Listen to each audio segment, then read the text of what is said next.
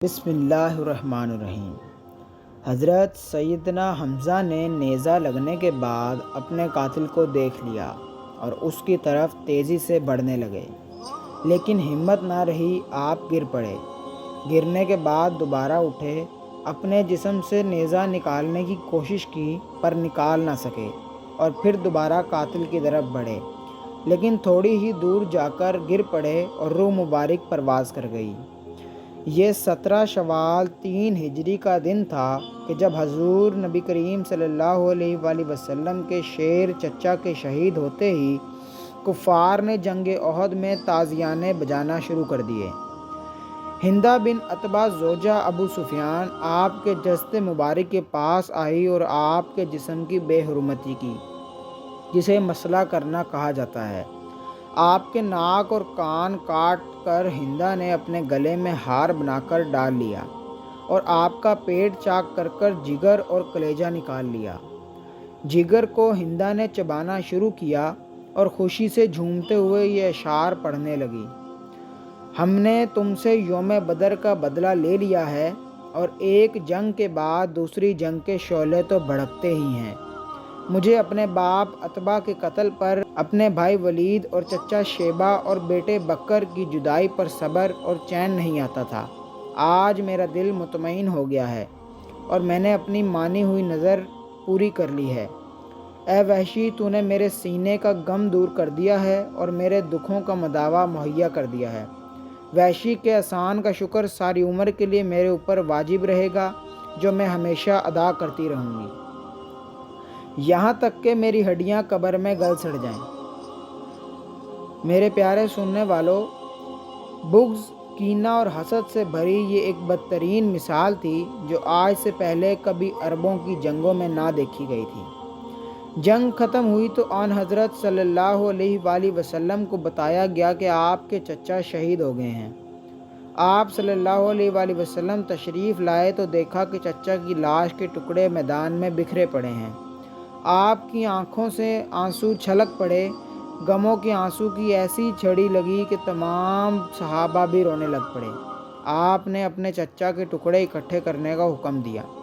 آپ صلی اللہ علیہ وآلہ وسلم نے اپنے پیارے چچا شہید کے جسد مبارک سے مخاطب ہو کر فرمایا: اللہ کی رحمت تمہارے اوپر سایہ فگن ہو، تم رشتہ داروں کا بہت خیال رکھتے تھے اور ہر کار خیر میں سبقت لے جاتے تھے۔ اگر مجھے صفیہ کے غم و رنج کا خیال نہ ہوتا تو میں تمہارے جسم کے ٹکڑے یوں ہی میدان میں چھوڑ دیتا تاکہ انہیں درندے اور پرندے کھا جائیں اور تم قیامت کے دن انہی کے پیٹ سے اٹھائے جاؤ۔ خدا کی قسم، میں تمہارے بدلے میں کفار کے 70 آدمیوں کا مسئلہ کروں گا۔ اندازہ کیجئے کہ کیسا بڑا غم ہوگا کہ جو رحمت للعالمین ہیں وہ قسم کھا رہے ہیں کہ کفار کے 70 آدمیوں کی لاشوں کا حال بالکل ایسا ہی کریں گے جیسے انہوں نے میرے چچا حضرت حمزہ کی لاش کا کیا۔ نبی کریم صلی اللہ علیہ وآلہ وسلم کے اس ارادے پر اللہ پاک نے وحی نازل فرمائی: اور اگر تم سزا دو تو ویسے ہی سزا دو جیسی تمہیں اذیت پہنچائی گئی، اور اگر تم صبر کر لو تو بلا شبہ صبر کرنے والوں کے لیے صبر ہی اچھا ہے، اور تم صبر کرو اور تمہارا صبر کرنا خاص اللہ ہی کی توفیق سے ہے۔ امام ابن کثیر اور امام قرطبی اپنی تفسیروں میں لکھتے ہیں کہ اس آیت کے نزول کے بعد حضور اکرم صلی اللہ علیہ وآلہ وسلم نے اپنا یہ ارادہ ترک فرما دیا اور پھر قسم کا کفارہ ادا فرمایا۔ یہی نہیں بلکہ آپ صلی اللہ علیہ وآلہ وسلم نے اپنے صحابہ اکرام کو سختی سے اس بات سے منع کر دیا کہ لاش کے ٹکڑے کرنے ہرگز جائز نہیں ہیں، یہاں تک کہ کسی کتے کی لاش کے ٹکڑے کرنا بھی جائز نہیں ہے۔ آپ صلی اللہ علیہ وآلہ وسلم کا دل بہت ہی غمزدہ تھا۔ اس موقع پر اللہ تعالیٰ نے آپ صلی اللہ علیہ وآلہ وسلم کو ہمت اور حوصلہ دیا تھا۔ آپ صلی اللہ علیہ وآلہ وسلم نے فرمایا کہ مجھے حضرت جبرائیل علیہ السلام نے خوشخبری سنائی ہے کہ حضرت حمزہ بن عبد المطلب کو 7ویں آسمانوں پر جنت الفردوس میں اللہ تعالیٰ اور اس کے رسول صلی اللہ علیہ وآلہ وسلم کا شعر لکھ دیا گیا ہے۔ حضرت حمزہ رضی اللہ تعالیٰ عنہ کی بہن حضرت صفیہ رضی اللہ تعالیٰ عنہ جب جنگ کی خبر سنی تو وہ مدینے سے جنگ احد کے مقام کی طرف روانہ ہوئیں۔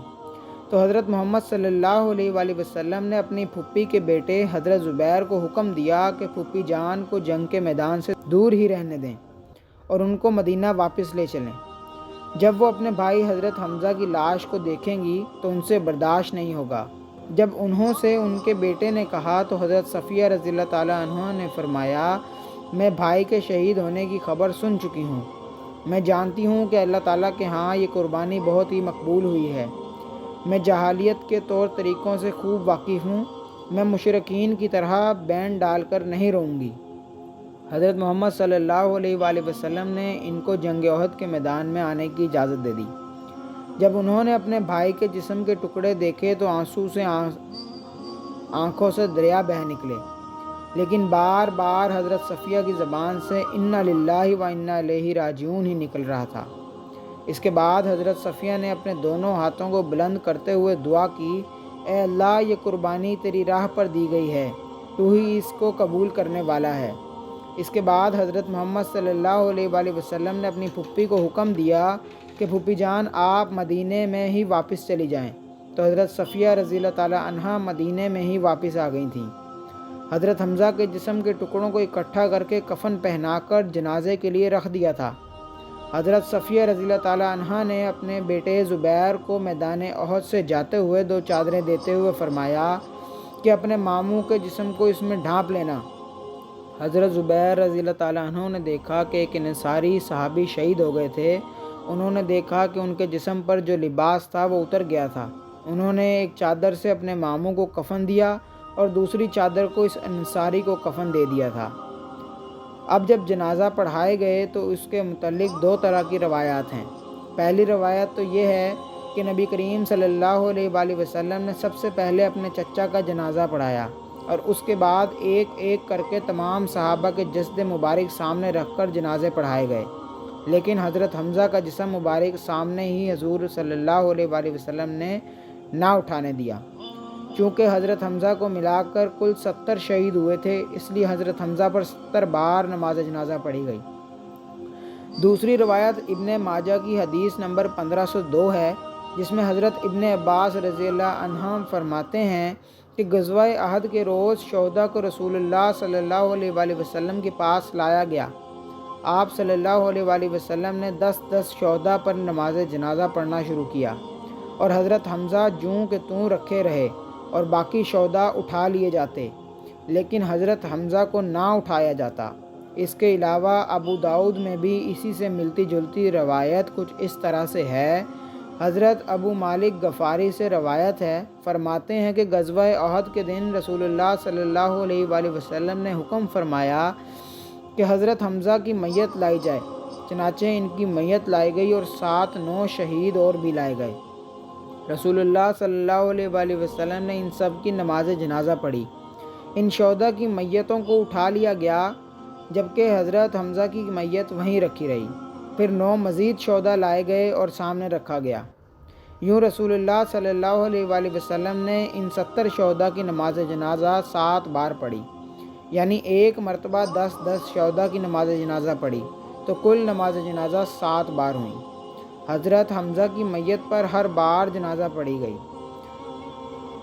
میرے پیارے سننے والوں، امام ابن حجر عسقلانی، ناصر الدین بانی اور ابن کثیر نے اپنے تفسیروں میں لکھا ہے کہ رسول اللہ صلی اللہ علیہ وآلہ وسلم کے سامنے در حقیقت ایک ایک کر کے جنازہ لائے جا رہے تھے اور آپ صلی اللہ علیہ وآلہ وسلم ان پر نماز جنازہ پڑھتے جاتے تھے، اس حال میں کہ حضرت حمزہ رضی اللہ عنہ کا جنازہ آپ صلی اللہ علیہ وآلہ وسلم کے سامنے ہی رکھا تھا۔ یہ حضرت حمزہ شیر خدا کا اعزاز و اکرام ہی تھا کہ ان کے حصے میں ایک منفرد خصوصیت آئی۔ اس سے پہلے اور نہ بعد میں کبھی نبی کریم صلی اللہ علیہ وآلہ وسلم نے ایک ہی جگہ کسی بھی شخص کا 2 بار بھی جنازہ نہ پڑھایا۔ ناظرین گرامی، صحابہ کو اجتماعی قبروں میں دفن کیا گیا۔ حضرت حمزہ کو ان کے بھانجے عبداللہ بن حجش کے ساتھ ایک قبر میں دفن کیا گیا۔ بعض روایات میں آتا ہے کہ حضرت مصعب بن عمیر بھی ان کے ساتھ ہی دفن کیے گئے تھے۔